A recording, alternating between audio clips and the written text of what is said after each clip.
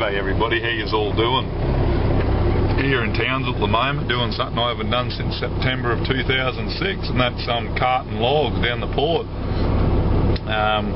Steve's got 6 trucks. We just started at 11 o'clock today, and this is our first load, just waiting to get unloaded. And yeah, so back into doing logs again. I was actually carting copper this morning. Unfortunately didn't have the camera with me to get any footage, but we were carting copper anodes off a ship over berth 9. The cathodes, the anodes came in from Brazil, from Extrada's copper mine in Brazil, and yeah, bringing them in here to be processed to be refined at the Townsville copper refinery. So, but anyway, finished doing that and now doing logs. You can see over here we got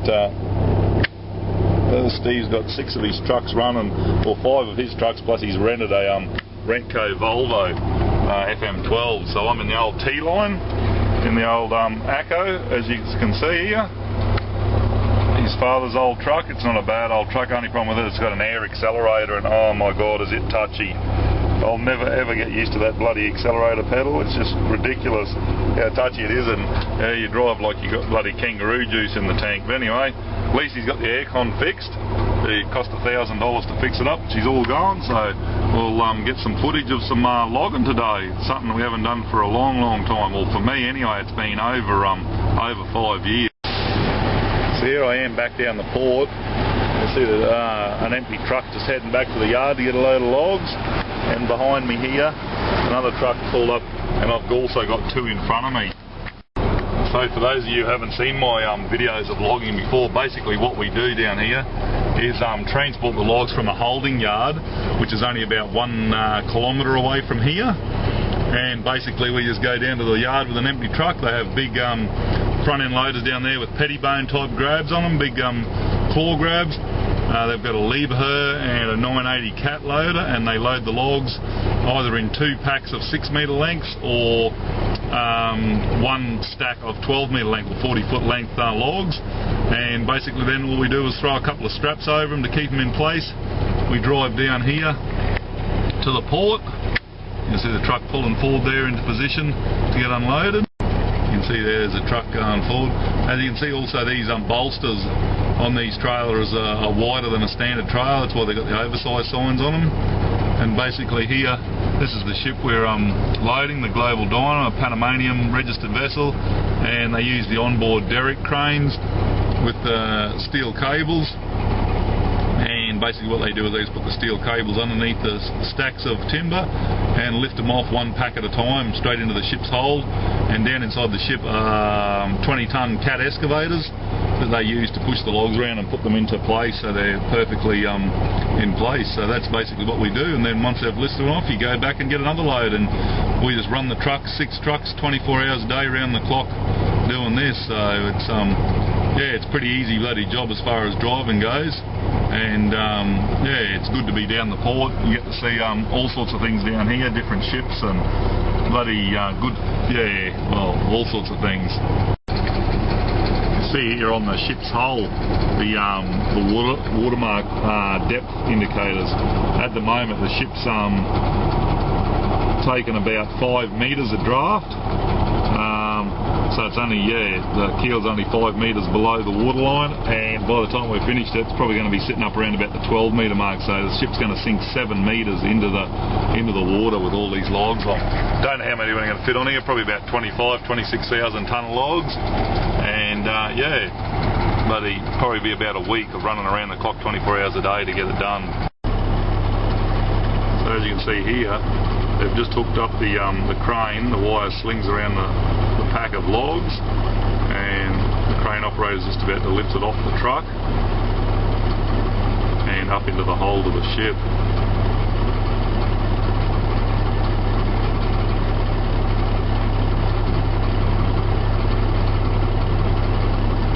And the truck pulls forward to the second crane, and they lift the second pack of timber off with the second crane, so the trucks keep flowing forward. And there goes the timber, probably bound for China. So here we are in the log yard. As you can see, we've got 2 loaders here. We've got a 980G cat and a Liebherr it's pretty big. It's in between a 980 and a 988 size to leave her 585. 586 they call it. Yeah, and you can see that they putting two different stacks of logs on.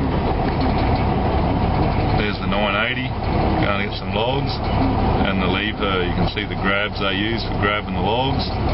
That one's actually got like forks on it, the other one's sort of more like you'll see when they unload. Yeah, so plenty of logs here. We'll probably put about 26,000 tonne onto this ship, but in this yard it holds about 44,000 tonnes, so certainly not going to run out of logs in any time soon.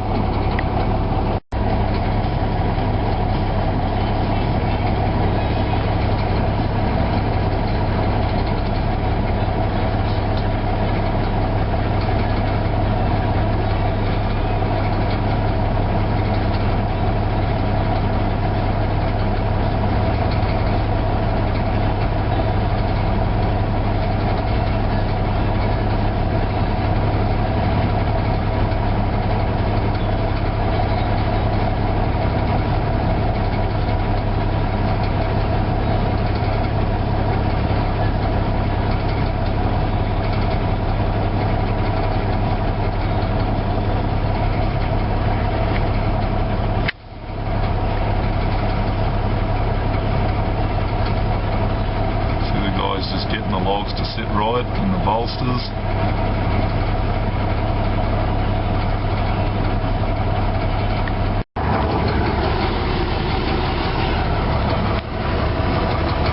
There we are, trucking at the hatch in front of me, and you can see here they're lowering the cables down. Yeah, you're right, Tom. There's a broken one underneath us, boy. You might have to get your forks under it. Feed the steel cables in underneath the logs, and then there's this device here, and basically on the end of the steel ropes is like a big ball, like a big steel knob, and that's just fed into a set of jaws in this device here, and it locks in. It's like a locking thing.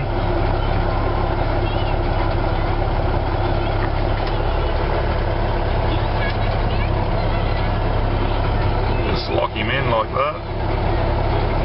Hang on a sec, they're still fiddling around with it. See, they get the cable, lock it in it, and that's it, and then she's ready to hoist.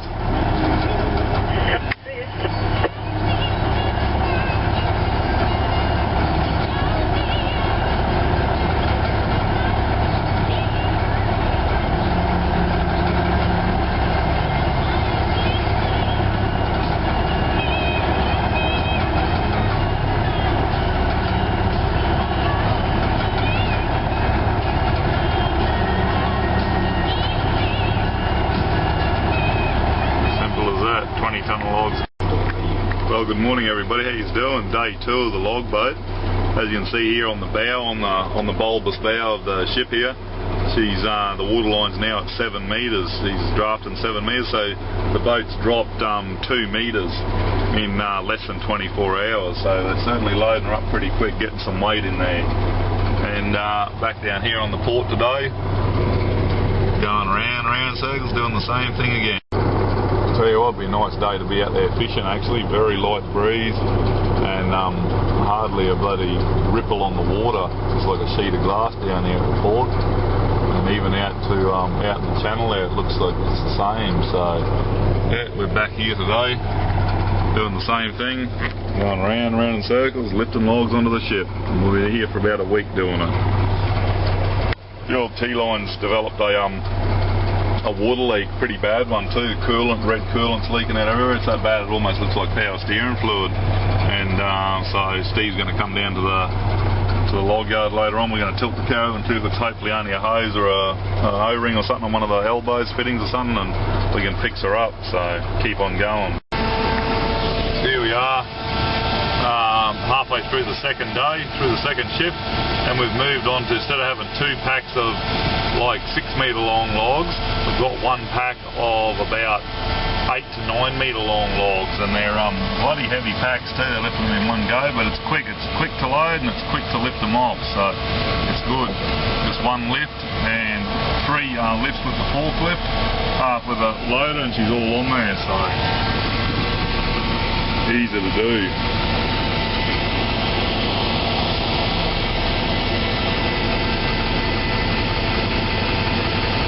One lift and away you go, next truck goes under. Very good. We're just loading one of the other trucks over here and they've had a bit of a spill, a couple of logs have fallen off and they're trying to straighten them up. Go forward to a tree. Go.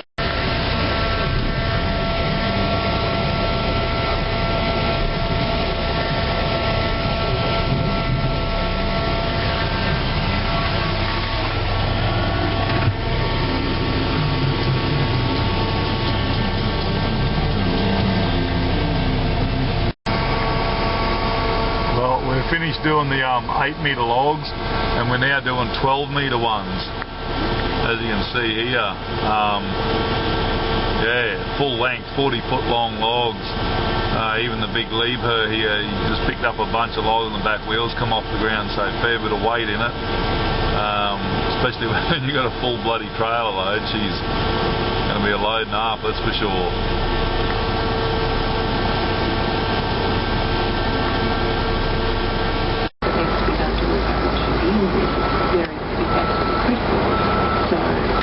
He needs to understand what needs to be included, what the data is, so that it is an actual cost of educating a student in the experience.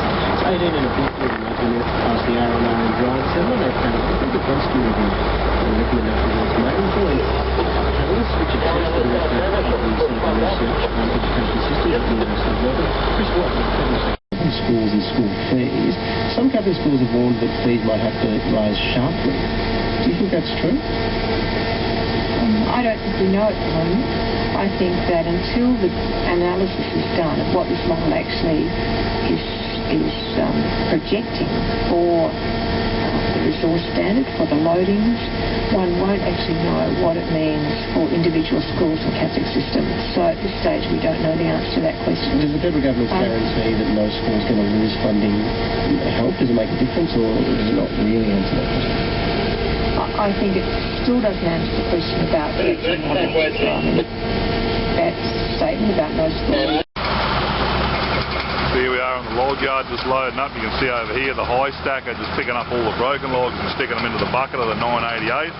Take over and put them in the broken pile. And over here we got the two loaders working in unison to load me. See that? It's almost like synchronised loaders.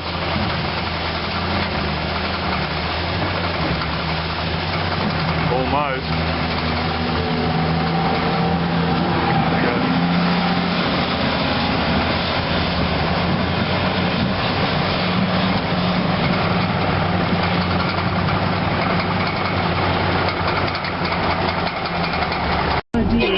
Where we are, please, over here, we get the truck out the way.